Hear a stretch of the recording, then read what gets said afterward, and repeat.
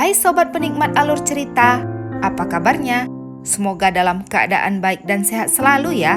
Pada kali ini, kita akan membahas film yang berjudul The Bellkeeper tahun 2023. Film ini menceritakan sebuah lonceng yang telah dikutuk sejak ratusan tahun lalu, di mana setiap orang yang telah mendengarkan bunyi lonceng terkutuk ini, maka ia akan dihabisi oleh sesosok pria penjaga lonceng. Nah, jika penasaran dengan keseruan filmnya, mari kita saksikan saja alur ceritanya. Tapi sebelum lanjut, jangan lupa untuk klik tombol subscribe, like, komen, dan share ya. Beli baju di Pasar Cinere. Thank you ye. Di awal film, terlihat seorang pria bernama Gary sedang berlari keluar rumah. Ia berhenti sejenak dikarenakan telinganya mengeluarkan darah. Tak lama berselang, muncullah sesosok pria bertubuh besar yang sedang membawa kapak. Melihat itu, kekasih Gary yang bernama Nadine berteriak histeris. Gary yang berusaha bersembunyi akhirnya ditemukan oleh pria tadi. Pria yang bertubuh besar ini bernama Hank. Ia lalu berkata, seharusnya Gary tidak membunyikan lonceng itu. Dan tiba-tiba, Hank mengayunkan kapaknya tepat di leher Gary. Lalu Hank mengambil kartu identitas Gary. Tak lama kemudian, Hank kembali menemui Nadine. Dan tanpa banyak bacot, Hank seketika menghabisinya.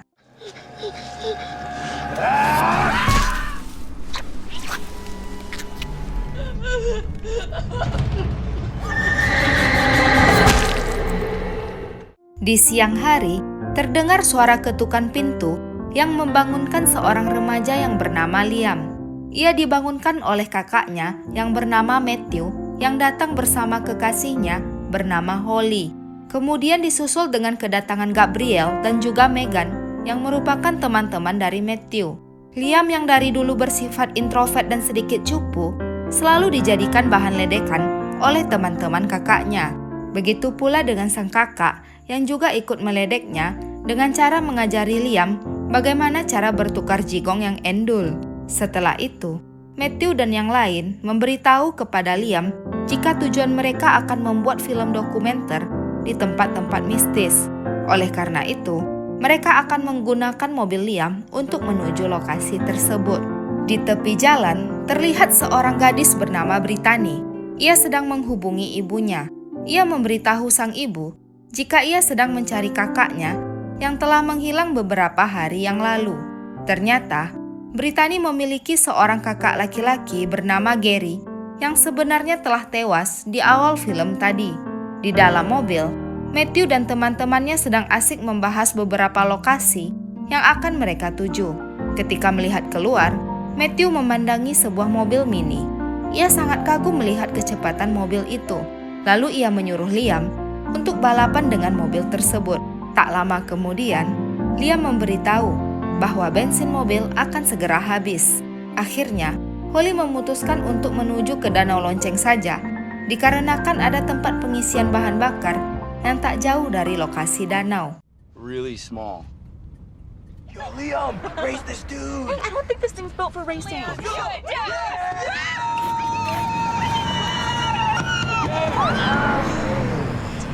Great, now we need to get gas or something. Singkat waktu, mereka pun tiba di sebuah SPBU. Gabriel lalu menyapa seorang warga yang ada di sana.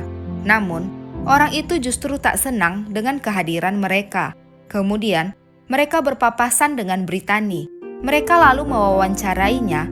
Namun, Brittany memberitahu jika ia berada di sini dikarenakan sedang mencari kakaknya yang hilang. Tak lama kemudian, Liam yang sedang membantu Holly tak sengaja melihat Brittany. Ia lalu didorong oleh Holly, kemudian hampir jatuh mengenai Brittany. Liam lalu menawarkan Brittany tumpangan. Namun ia menolaknya. Brittany lalu memberitahu jika ia sedang mencari kakaknya yang hilang di sekitar danau lonceng. Tak lama kemudian, datang dua orang polisi. Brittany yang melihat mereka langsung memperlihatkan foto kakaknya yang hilang. Sayangnya, kedua polisi itu tak pernah melihat Gary. Ketika masuk minimarket, Matthew memberitahu salah satu polisi yang bernama Eugene bahwa pemilik minimarket tak kunjung keluar. Eugene memanggil Jody, yaitu sang pemilik minimarket. Akhirnya, Jody pun keluar. Kemudian, Matthew bertanya kepada Eugene di mana arah jalan menuju Danau Lonceng. Namun, ia melarang mereka ke sana dikarenakan banyak orang yang hilang ketika mengunjungi lokasi itu. Begitupun dengan Jody yang menegur dan memarahi mereka agar segera pergi dari wilayah ini. Warnings like, don't feed the Closed alligators. down for the off season. Oh, we're not. People go missing from here all the time, boy. Thank you. Thank you. Thank you. See, this is why Hank is so pissed off, bro. Singkat waktu, tibalah mereka di Danau Lonceng. Matthew yang bertugas sebagai kameramen mulai merekam Megan yang bertugas sebagai pembawa acara. Seketika, adegan berhenti dikarenakan Matthew mempertanyakan mengenai kisah gadis yang dikorbankan di danau ini. Holly lalu menceritakan bahwa dulunya di tahun 1876 ada seorang petani yang bernama Hank. Kemudian, Hank mengorbankan 3 orang gadis perawan itu untuk membuka gerbang menuju neraka. Namun sayangnya, setelah kejadian itu, Hank menghilang begitu saja.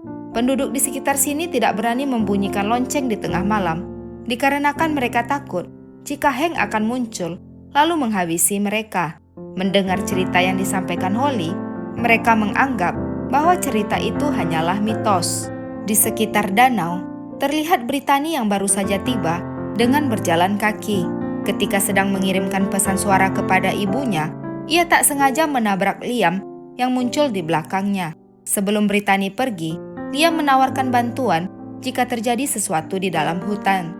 Ketika di perjalanan, Brittany menemukan sebuah rumah kayu. Namun, ia tak jadi singgah di tempat itu, lalu memutuskan untuk pergi. Dari dalam rumah, terlihat ada seseorang yang sedang memantaunya. Ketika sedang memasang tenda, Brittany mendengar suara yang berkata, "Jangan bunyikan loncengnya." Di malam hari, Matthew meminta maaf mengenai sikapnya yang sering meledek Liam. Ketika di tenda, Brittany mendengar suara yang ternyata berasal dari teman-teman kakak Liam yang sedang membicarakan rencana mereka untuk membunyikan lonceng di tengah malam. Ketika mereka sedang ngobrol, Liam meminta izin untuk pamit tidur. Kemudian, Holly lalu mengajak teman-temannya untuk menuju ke lokasi lonceng. Di tenda, terlihat Brittany yang hendak tidur lalu memasang headphone di telinganya.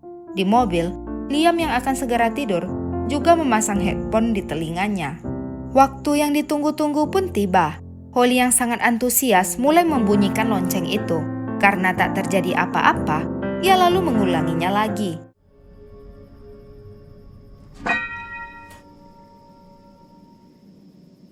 Oh my god, I can't take it. One more time. Make it big, Holly, come on! Di rumah, terlihat Hank yang seketika keluar. Dirasa tak terjadi sesuatu, mereka semua kembali ke tenda.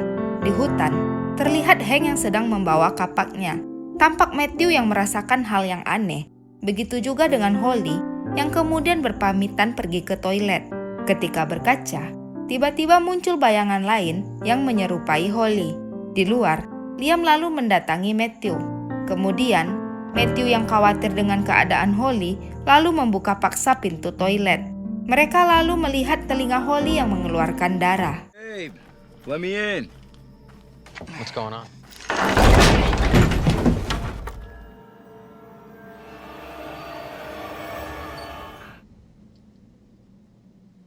Ketika sudah di luar, tiba-tiba Hank muncul lalu mencekik Holly, di mana mata Holly mulai berubah.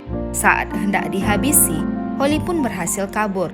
Liam dan Matthew lalu pergi bersembunyi di sebuah ruangan.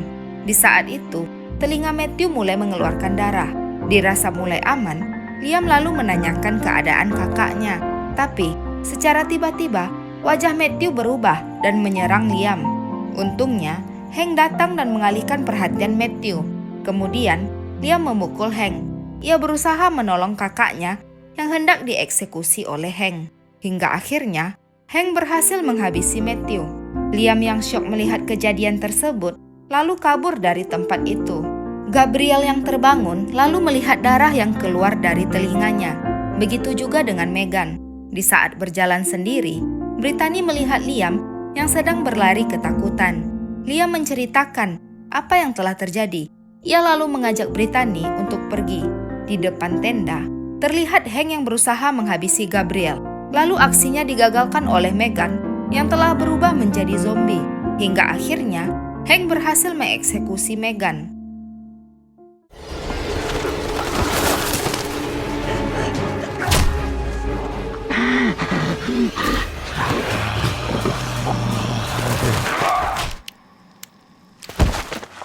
Di mobil, Liam dibuat kaget atas kedatangan Gabriel yang telah berubah menjadi zombie. Mereka pun kabur dari sana, lalu bersembunyi di sebuah ruangan. Liam lalu menjelaskan kepada Brittany bahwa kakak dan teman-temannya telah berubah menjadi zombie setelah mendengarkan bunyi lonceng itu. Terlihat kemunculan Holly lalu mendekati mereka, dan tiba-tiba Hank menarik Holly dan hendak mengeksekusinya. Tapi lagi-lagi Holly berhasil kabur. Setelah itu, Hank mendekati Liam lalu memperkenalkan dirinya. Ia lalu melihat telinga Liam dan berkata bahwa Liam masih manusia, sedangkan kakak dan teman-temannya telah berubah menjadi setan akibat mendengarkan suara lonceng. Di sini, mereka sadar bahwa mereka sama sekali tak mendengar suara lonceng dikarenakan tadi mereka menggunakan earphone ketika lonceng dibunyikan. Hank menyuruh mereka agar bersembunyi di freezer, sementara Hank akan melanjutkan perburuannya mencari Holly dan Gabriel. Di saat berdua, Brittany curhat bahwa sang ibu sebenarnya telah meninggal karena kecelakaan mobil. Oleh sebab itu, ia hanya berpura-pura masih mengirimkan pesan suara agar ia tak merasa kesepian. Mendengar itu, Liam turut berduka atas kehilangan yang dirasakan oleh Brittany. Mereka lalu berencana untuk mengambil penguat sinyal yang ada di mobil untuk menghubungi polisi. Ketika berada di area lonceng, Hank melihat kejadian dulu atau flashback di saat putrinya dihabisi. Sesampainya di mobil, Liam berusaha menyalakan mobil. Namun sialnya, mobil itu justru mogok. Di depan mobil terlihat Holly yang hendak menuju ke arah mereka. Di satu sisi, akhirnya Brittany berhasil menghubungi kantor polisi.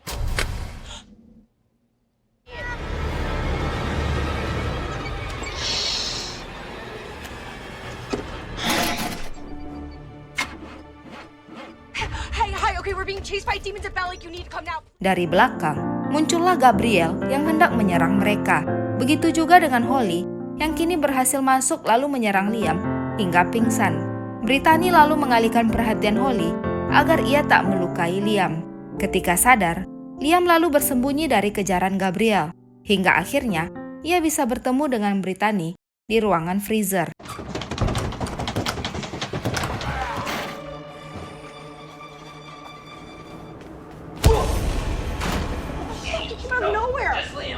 Yeah, we probably should have just never left the freezer. I know. I was seeing that the whole. Tak lama kemudian, muncullah Hank, lalu membawa mereka ke rumahnya. Hank lalu mengajak mereka untuk menghancurkan tubuh ketua setan beserta kutukannya dengan sihir. Hank menceritakan bahwa lonceng itu berasal dari sebuah gereja yang terbakar. Dulunya, di sini terdapat sebuah kota kecil, di mana ia dulu memiliki seorang putri bernama Elsie. Suatu hari, Elsie sedang keluar sendirian. Ia lalu diajak bermain oleh seorang pria yang bernama Jackson. Diketahui, Jackson merupakan penyihir jahat yang ingin hidup abadi. Ia hendak mengorbankan darah 3 orang gadis perawan sebagai persembahan. Sesampainya di sana, Hank mengayunkan kapaknya ke arah dada Jackson yang sedang melakukan ritual. Hal itu membuat kekuatan dan hidup abadi yang didapat Jackson berpindah ke Hank. Sedangkan Jackson dibawa ke neraka oleh para iblis. Hoping to summon up a power he'd never have. But for me, it became my curse. Singkat waktu, mereka akhirnya memutuskan untuk menghancurkan lonceng itu dengan cara melakukan ritual darah yang masih suci, alias belum berhubungan baik itu dengan pria ataupun wanita. Sebelum pergi, mereka masing-masing membawa senjata. Di luar, mereka bertemu dengan Gabriel. Hank lalu menyuruh Brittany dan Liam untuk pergi, sedangkan ia yang akan menghadapi Gabriel. Setelah berada di dekat lonceng, mereka lalu mengoleskan darah di lonceng itu. Kemudian, Liam mengeluarkan mesin gergaji, sedangkan Brittany memegang bagian dalam lonceng agar tidak berbunyi. Tak lama kemudian, muncullah sosok Holly. Brittany yang melihatnya dengan berani langsung menyerang Holly. Namun, Holly yang sangat kuat sulit dikalahkan. Hingga akhirnya, Brittany berhasil menghabisinya.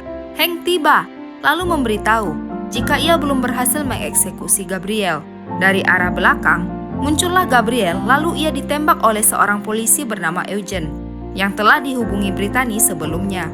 Dikarenakan tembakan itu meleset, ia lalu diserang Gabriel. Kemudian, Liam datang membantunya. Dengan cepat, tembakan polisi itu melenyapkan kepala Gabriel. Shit! A miss! Shoot him! Shoot him! Setelah kejadian itu, Hank memperkenalkan dirinya kepada Eugene. Kini, Eugene percaya bahwa mitos mengenai penjaga lonceng bernama Hank ternyata bukan sekedar omong kosong. Kemudian, mereka bertiga bergegas untuk melepaskan lonceng itu terlebih dahulu. Di saat mereka bertiga memegang lonceng itu, terjadi ledakan yang membuat portal neraka terbuka kembali. Hal ini disebabkan karena darah mereka bertiga yang masih suci. Tiba-tiba, kabut tebal muncul di sekitar mereka yang membuat Brittany panik. Tak lama kemudian, Hank bertemu dengan Jackson yang baru saja muncul dari neraka. Seketika, Hank melemparkan kapaknya ke arah Jackson. Namun, ia dengan mudah melepaskan kapak itu dari tubuhnya. Liam yang datang dari belakang lalu mengambil kapak itu dan memberikannya kepada Hank. Pertarungan yang sengit pun terjadi.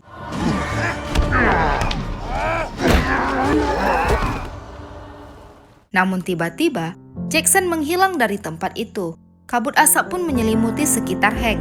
Dan setelah itu, muncullah sosok Elsie, putrinya yang datang untuk menyemangatinya agar bisa menang melawan Jackson. Tak berselang lama, Jackson kembali. Pertarungan itu lalu dilanjutkan. Hank lalu memukul Jackson yang membuat Jackson terjatuh tepat mengenai lonceng. Hingga akhirnya, lonceng itu pun pecah, yang membuat sihir dan kutukan Jackson musnah. Dengan cepat, Hank mengeksekusi Jackson. Terlihat tanda keabadian di tangan Hank ikut menghilang.